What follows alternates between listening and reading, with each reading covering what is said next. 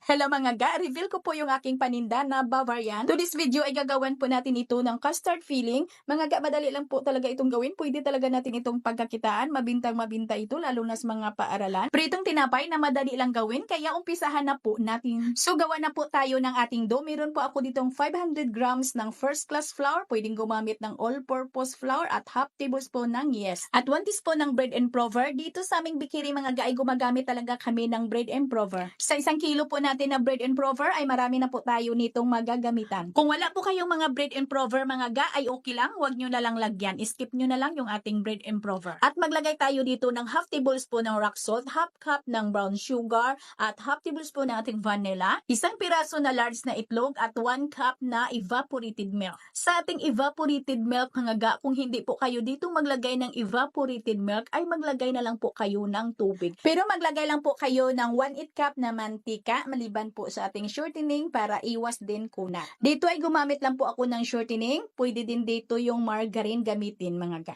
Pwede talaga natin itong masahin ng mano-mano kung wala po tayong mga spiral mixer or kaya dough roller machine. Masahin lang po talaga natin ng maigi yung ating dough ng mano-mano hanggang sa mapakinis po para maganda din yung alsa ng ating dough. At yung aking dough na ito mga ga ay cut ko lang po ito sa 40 grams. Kayo mga ga ay depende na ko yan sa inyo talaga kung ilang gramo po ang gusto po ninyo na putol dito. Regular putol ko po talaga ng aking dough is 35 grams. Pero ngayon ay order po ito. Gusto niya po na medyo malaki kaya pinutol ko po ito ng 40 grams. At pagkatapos natin yung putulin ay figurahin na yan natin agad. At yung aking 35 grams mga ga, yung bintahan ko is 10 pesos.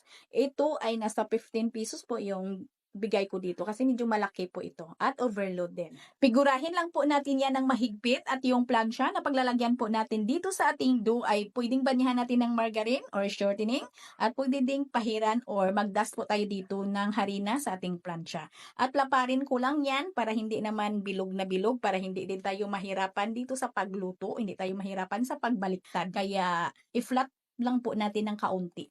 At pagkatapos, paalsahin lang po natin ito ng 2 hanggang 3 oras. Depende na yan sa ating room temperature. Kung medyo nag 80%, nag 70% na, ay pwede na po yung lutuin yung ating dough. Ayan, pagkalipas ng 2 oras at kalahati, ay pwede ko nang lutuin yung aking dough sa mainit na mantika. At nang pag nainit na po yung inyong mantika, mga ga, ay pahinaan nyo lang po apoy ng inyong kalan para hindi naman po mabigla, para hindi naman masunog yung ating Bavarian dough. Sa mga palangga po natin na nagtatanong kung ano ba yung gamit ko na mantika dito sa pagprito ko ng ating donut, ay palm oil lang po yung gamit ko. At pagkatapos ay gawan po natin ito ng ating custard filling. So dito meron po akong 2 piraso na egg yolk. Medium po itong ating itlog at half cup na condensed milk at half cup na evaporated milk. At 3 tablespoon ng ating cornstarch or 20 grams. Kung may mga gramuhan kayo mga ga ay pwede nyo pong i-gramo yung ating cornstarch. 20 grams po ito. At pagkatapos natin yung haluin ay salain po natin at lutuin na po natin ito sa mahina lang na apoy. Dere-deretso lang talaga sa paghalo hanggang sa ito'y kumulo, hanggang sa ito'y lumapot. At nang lumapot na mga ga, ito po yung consistency niya, ay patayin na po natin yung apoy ng ating kalan. At lagyan lang natin ito ng 1/4 teaspoon ng ating vanilla at 1 tablespoon ng ating margarine. At tunawin lang po natin yung 1 tablespoon po natin ng margarine. Matunaw lang ho yan kahit patay po yung apoy ng ating kalan. At pwede na po natin itong isalin sa ating piping bag at palamigin lang po natin. Napakakinis at napaka-smooth po yung ating custard filling mga gaha.